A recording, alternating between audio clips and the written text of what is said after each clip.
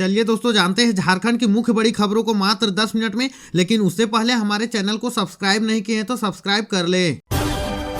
होली पर लौटने लगी भीड़, ट्रेन में सीटें फुल। झारखंड बिहार आने वाली ट्रेनों में सीट का टोटा, बुकिंग खुलते ही सीट खत्म, बढ़ रही है वेटिंग। दरअसल होली नजदीक आते ही महानगरों से अपने घरों की ओर लौटने वाली यात्रियों की संख्या अचानक बढ़ गई है। खासकर झारखंड और बिहार जाने वाली यात्रियों की भीड़ ट्रेनों में साफ नजर आने लगी है। मुंबई, दिल्ली, सूरत, चेन्नई और अन्य बड़े शहरों से निकलने वाली लंबी दूरी में अधिकांश ट्रेनों से पहले ही फुल हो चुकी है। स्लीपर और थर्ड AC कोचों में स्थिति यह है कि ट्रेनों में टिकट बुकिंग खुलते ही रिग्रेट दिखाने लगा है। इसका सीधा असर प्रवासी मजदूरों और नौकरी पेशा लोगों पर पड़ रहा है।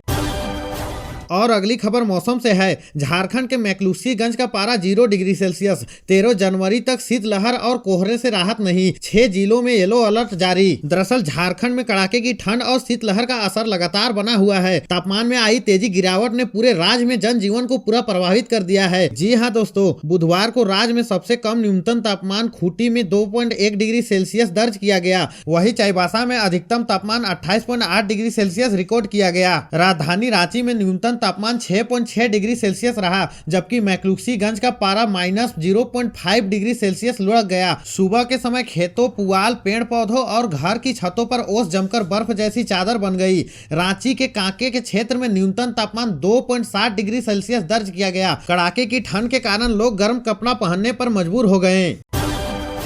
झारखंड में मैथ साइंस दिवस का होगा आयोजन, हर जिले से चुना जाएगा कॉलेज, चयनित शिक्षक संस्थानों को मिलेगा 1 लाख रुपया। दरअसल झारखंड अब राष्ट्रीय गणित दिवस और राष्ट्रीय विज्ञान दिवस के आयोजन में पीछे नहीं रहेगा। केंद्र सरकार की हिदायत के बाद राज्य सरकार ने इसे बड़े पैमाने पर मनाने का निर्णय लिया है। इसके लिए उच्च एवं तकनीकी शिक्षा विभाग ने एक अलग योजना बनाई है, जिसे विभागीय मंत्री सुदीप कुमार सोनू ने स्वीकृति दी है। जी हाँ दोस्तों, इस योजना पर हर साल 3.21 करोड़ रुपए खर्च होंगे। चयनित शिक्षण संस्थानों के आयोजन के लिए प्रति दिवस अधिकतम 1 लाख रुपए की अग्रिम राशि दी जाएगी। अब तक महत्वपूर्ण दिवसों पर कुछ संस्थानों को अनुदान तो मिलता था, लेकिन समर्पित योजना नहीं होने से इसका प्रभाव सीमित रहा। केंद्र सरकार के निर्देश के बाद राष्ट्रीय विज्ञान एवं प्रौद्योगिकी संचार परिषद ने झारखंड विज्ञान प्रौद्योगिकी एवं नवाचार परिषद को साउथ जोन में शामिल किया है।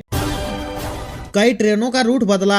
राजधानी एक्सप्रेस टोरी बरकाकाना मेसरा टाटीसिलवे रांची से होकर गुजरेगी। दरअसल रांची रेल मंडल के रांची लोहरदगा टोरी रेलखंड के अंतर्गत नगजुआ और लोहरदगा स्टेशन के बीच कोयल नदी पर स्थित पुल संख्या 115 में खराबी की वजह से कई ट्रेनों के मार्ग में परिवर्तन किया गया है। ट्रेन संख्या 20-408 नई दिल्ली रांची राजधानी एक्सप्रेस यात्रा प्रारंभ 7, 14, 21, 28 जनवरी और 4 फरवरी को अपने निर्धारित मार्ग टोरी लोहरदगा रांची के स्थान पर परिवर्तित मार्ग टोरी बरकाकाना मेसरा टाटीसिलवे रांची से होकर चलेगी। इसी तरह ट्रेन संख्या 20-40-7 रांची नई दिल्ली राजधानी एक्सप्रेस 8, 15, 22, 29 जनवरी और 5 फरवरी को अपने निर्धारित मार्ग रांची लोहरदगा टोरी के स्थान पर परिवर्तित मार्ग रांची टाटीसिलवे मेसरा बरकाकाना टोरी होकर चलेगी।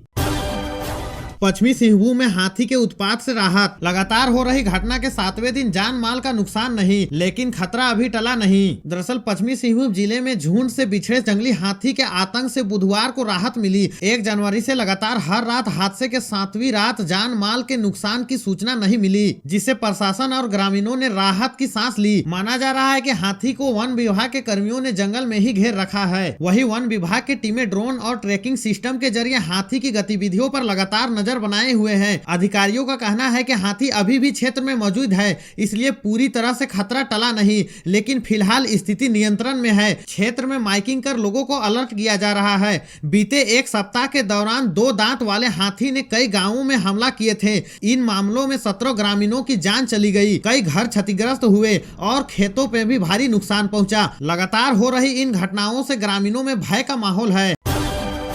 जेपीएससी ने जारी किया प्रतियोगिता परीक्षाओं का कैलेंडर। 6 माह में 28 नियुक्ति परीक्षाएं। सिविल सेवा पीटी 8 मार्च को, जेट 29 मार्च को। दरअसल झारखंड लोक सेवा आयोग जेपीएससी ने 28 प्रतियोगिता परीक्षाओं का कैलेंडर जारी कर दिया है। इसके मुताबिक संयुक्त सिविल सेवा प्रारंभिक परीक्षा 8 मार्च को होगी, जिसका रिजल्ट अप्रैल में आने की उम्मीद है। फिर मुख्य परीक्षा 2 से 4 मई तक होगी।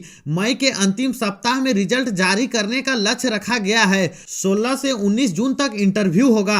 अगर सब कुछ तय शेड्यूल पर हुआ तो जून तक यह परीक्षा पूरी हो जाएगी। इसी तरह 29 मार्च को झारखंड पात्रता परीक्षा यानी जेट की परीक्षा होगी। इससे राज्य के विश्वविद्यालयों में असिस्टेंट प्रोफेसर की करीब 2500 पदों पर नियुक्ति का रास्ता साफ हो जाएगा।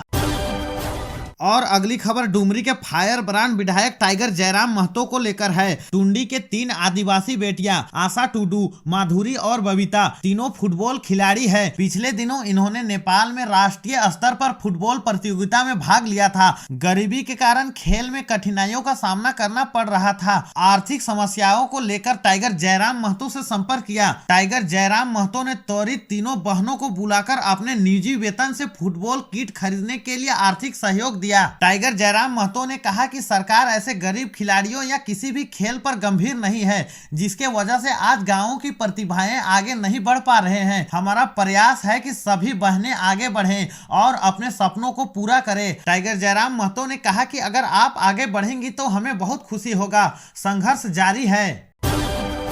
हाई कोर्ट ने झारखंड सरकार के फैसले को रद्द किया। नेट चार्ज पर नहीं लगा सकते इलेक्ट्रिसिटी ड्यूटी, उपभोक्ता के पैसे समायोजित करें। दरअसल झारखंड हाई कोर्ट ने बिजली बिल में नेट चार्ज पर इलेक्ट्रिसिटी ड्यूटी लगाने के सरकार के फैसले को रद्द कर दिया है। चीफ जस्टिस तरलोक सिंह चौहान और जस्टिस राजेश शंकर की खंडपीठ ने सरकार के उस फैसले को असंवैधानिक करार दिया, जिसमें इलेक्ट्रिसिटी ड्यूटी नेट चार्ज के आधार पर लेने का निर्णय लिया गया था। हाई कोर्ट ने अपने आदेश में स्पष्ट कहा कि बिजली ड्यूटी के आधार पर यूनिट है, ना कि नेट चार्ज पर। इससे हटकर बनाई गई व्यवस्था संविधान के अनुच्छेद 265 के विपरीत है। रिम्स की जमीन पर कब्जा मामले में एसीबी ने दर्ज की एफआईआर। हाई कोर्ट के निर्देश के बाद जांच शुरू। दोषी अफसर बिल्डरों से वसूली का आदेश है। दरअसल रिम्स की अधिकृत जमीन पर हुए बड़े पैमाने में अतिक्रमण और अवैध निर्माण मामले में कार्रवाई तेज हो गई है। झारखंड हाई कोर्ट के सख्त आदेश के बाद भ्रष्टाचार निरोधक ब्यूरो यानी एसीबी ने एफआईआर दर्ज किया है और जाँच करना शुरू कर दी है। एसीबी ने रिम्स प्रबंधन, राजस्व कार्यालय रांची और रांची नगर निगम निबंधन कार्यालय रांची, आरआरडीए के पदाधिकारियों और कर्मियों सहित अन्य अज्ञात के विरुद्ध धोखाधड़ी, फर्जीवाड़ा सहित अन्य धाराओं में केस दर्ज किया है। हाई कोर्ट ने 22 दिसंबर को इस मामले में आदेश देते हुए एसीबी को केस दर्ज कर दोषी अधिकारियों पर कार्रवाई करने का निर्देश दिया था। कोर्ट ने यह भी कहा था कि रिम्स के कब्जे वाली जमीन से अतिक्रमण हटाया जाए, साथ ही जिन लोगों के घर तोड़े जा रहे हैं उन्हें मुआवजा दिया जाए, लेकिन यह राशि दोषी अधिकारियों और बिल्डरों से वसूली की जाए। आदेश के पालन में अब एसीबी ने छानबीन शुरू कर दी है।